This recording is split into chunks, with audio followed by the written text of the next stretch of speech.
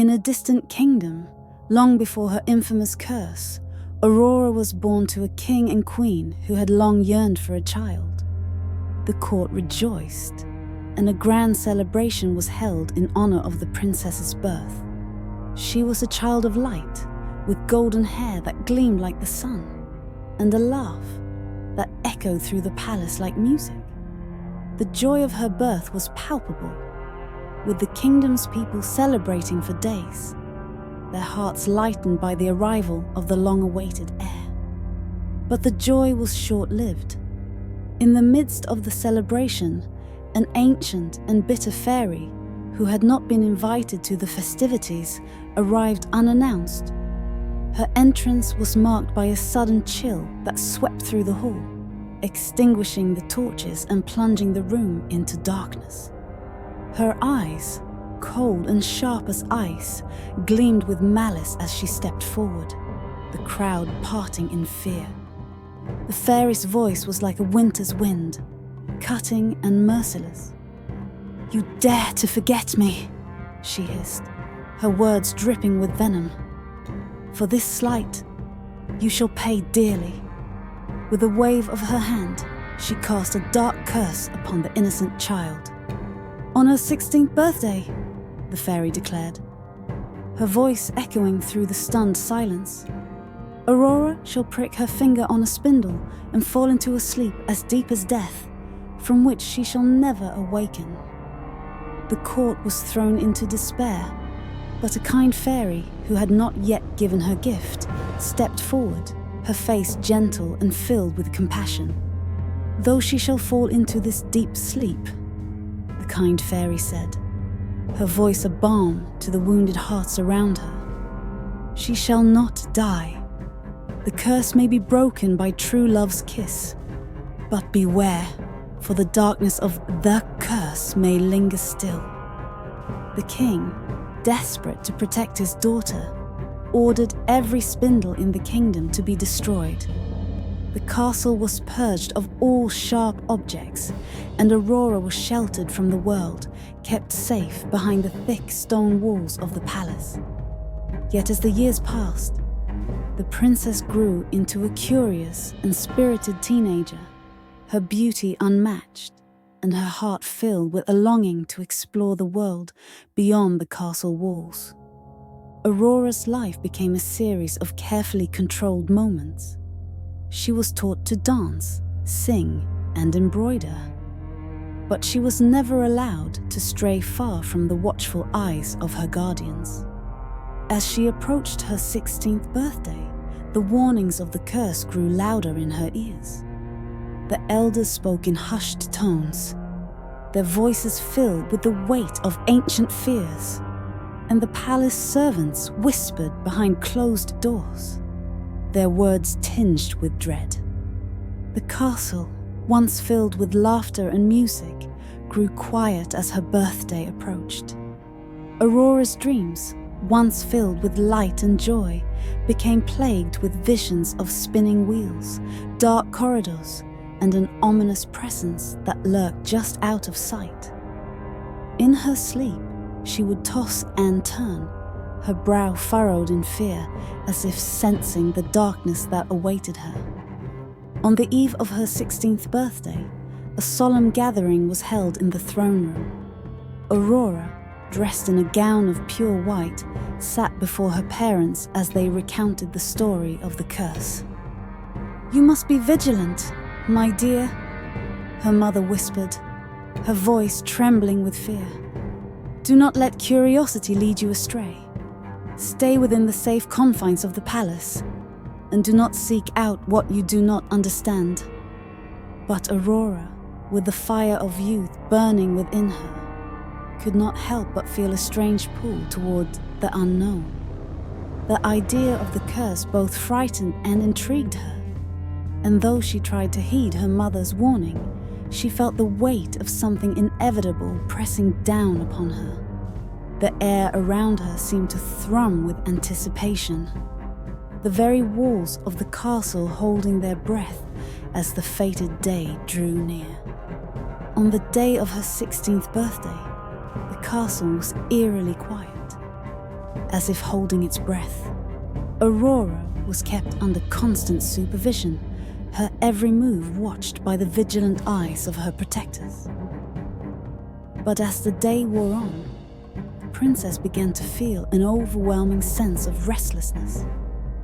The walls of the palace, once her sanctuary, seemed to close in around her, and the whispers of the curse echoed in her mind like a distant song, luring her deeper into her own thoughts. As dusk approached, the tension in the air became palpable. Aurora found herself wandering through the halls of the castle, her feet carrying her to places she had never explored before. She climbed the winding stairs of an ancient tower, drawn by a voice, a soft melodic whisper that seemed to float on the air. It was a voice that promised answers, that beckoned her to discover the truth hidden in the shadows. At the top of the tower, in a small, forgotten room, Aurora found an old woman hunched over a spinning wheel.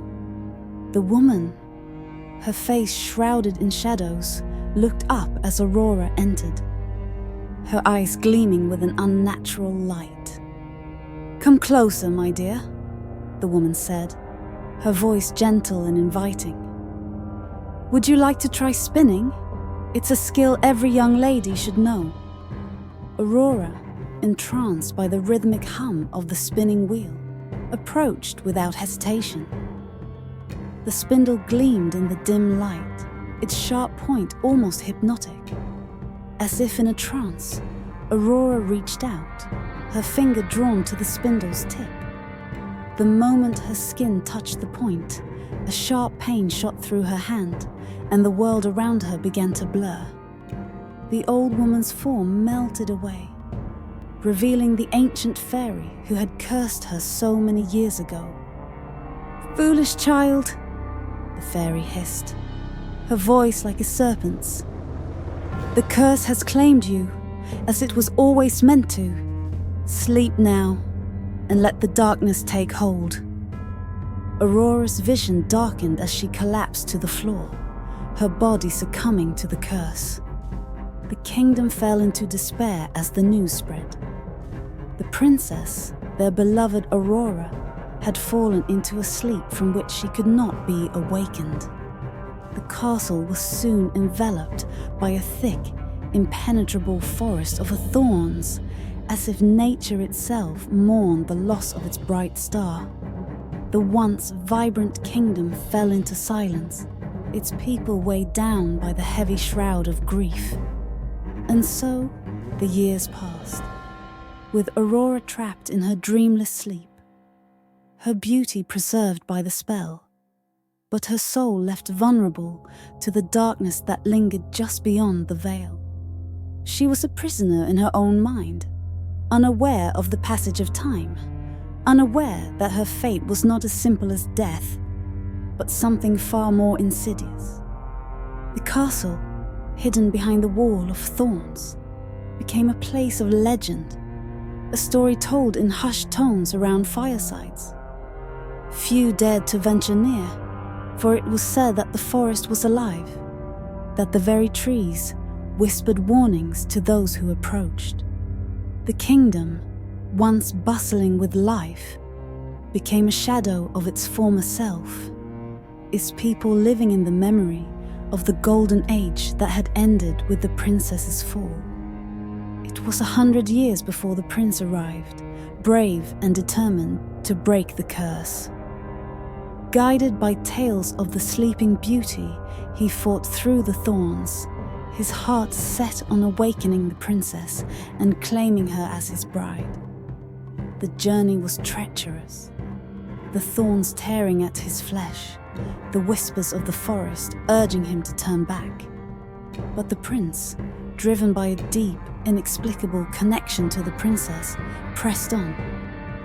When he finally reached her, he was struck by her beauty, her stillness like that of a statue carved from the finest marble. The room, untouched by time, was filled with a heavy silence, as if the very air held its breath. The prince leaned down, his lips brushing against hers in a tender kiss. For a moment, nothing happened. Then slowly, Aurora's eyes fluttered open, her chest rising with a sharp intake of breath. The curse, it seemed, was broken.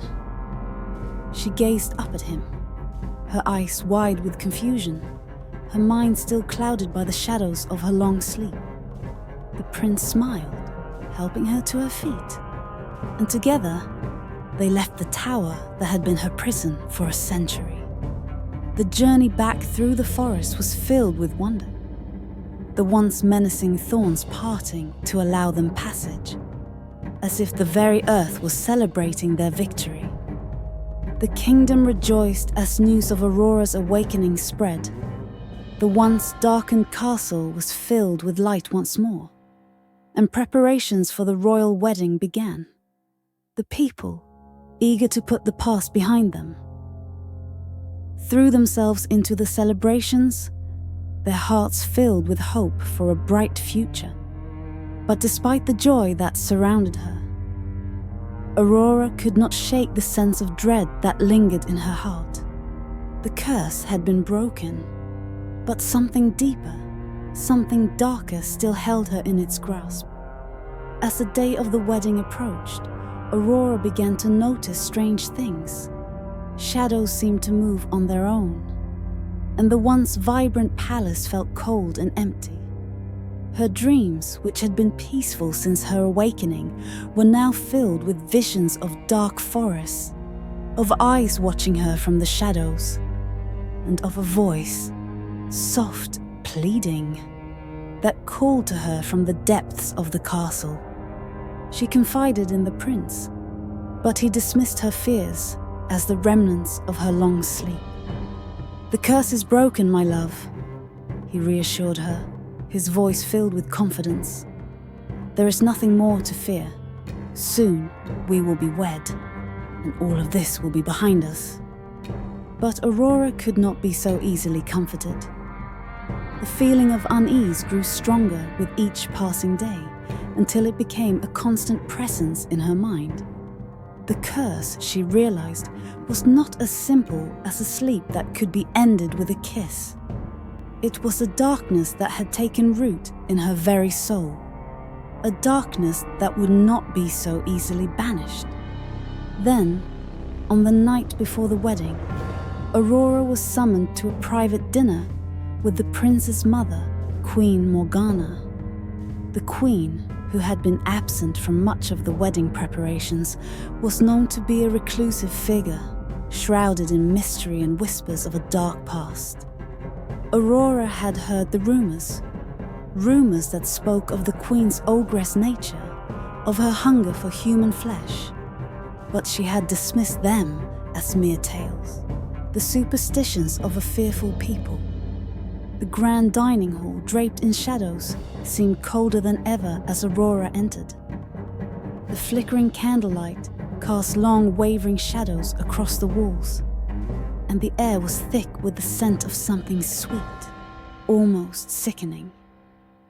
Morgana sat at the head of the table, her eyes gleaming with an unnatural hunger. Before Aurora could utter a word, the queen smiled, a smile that didn't reach her eyes. "I've waited so long for you to awaken, dear," Morgana purred, her voice dripping with false sweetness. "You must be starving after such a long sleep. Let me prepare something special for you." Aurora's stomach twisted with unease as she watched Morgana command the servants. The dishes that were brought out were lavish, covered in rich sauces and garnished with exotic fruits. But there was something off about the scent that wafted from them. It was too sweet, too rich, as if masking something rotten beneath. Aurora hesitated, but under the intense gaze of Morgana, she forced herself to eat, each bite heavy on her tongue, her senses screaming in protest.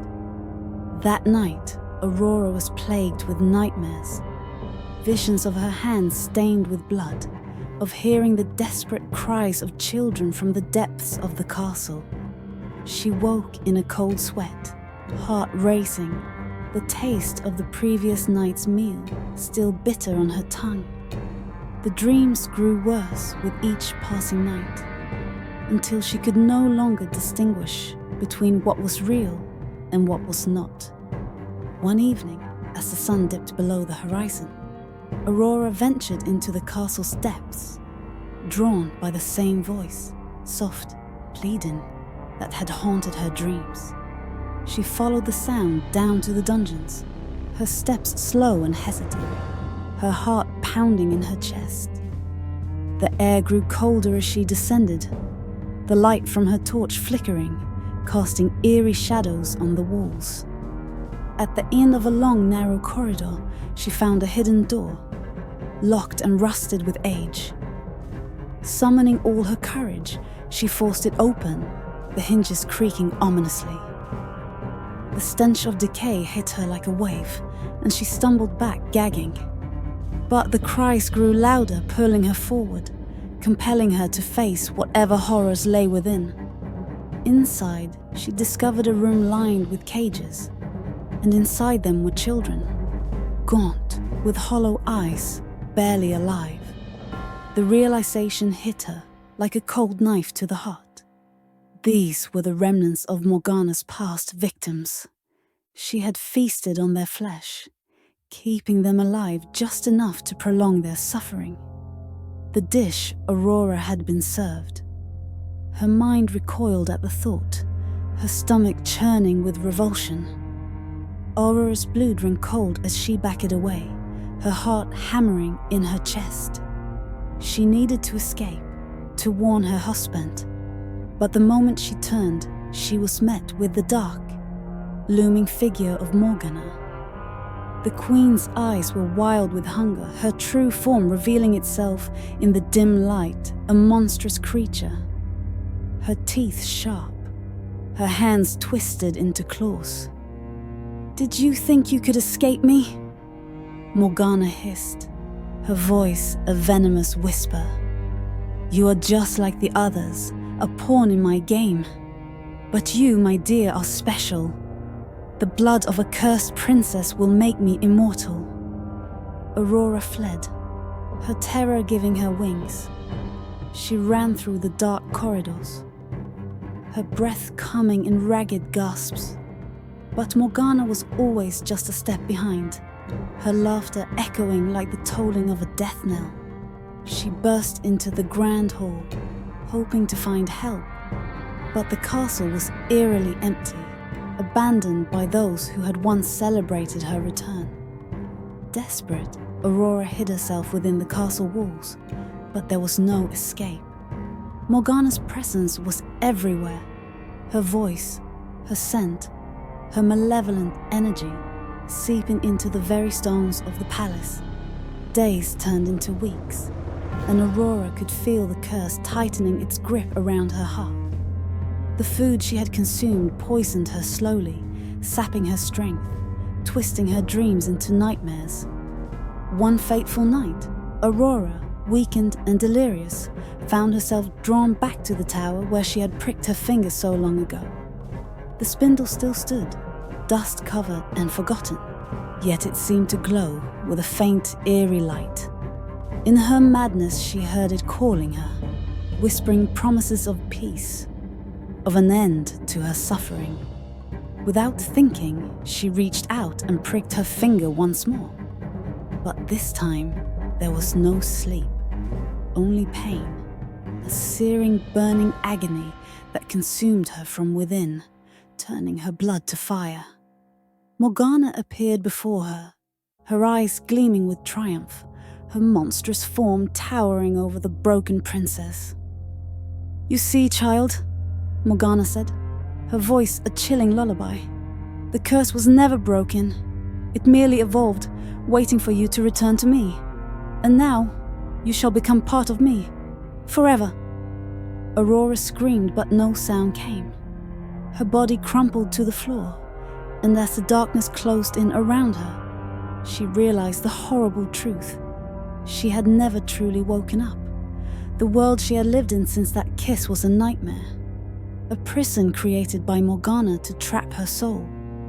The kingdom remained silent, the palace hidden behind its thorns, as if the world itself had forgotten its cursed princess. The once glorious castle stood as a dark, brooding shadow on the horizon, its towers looming like sentinels over a land that had long since fallen into despair. The people, too frightened to approach, whispered of the lost princess and the evil that had claimed her, but no one dared to venture close.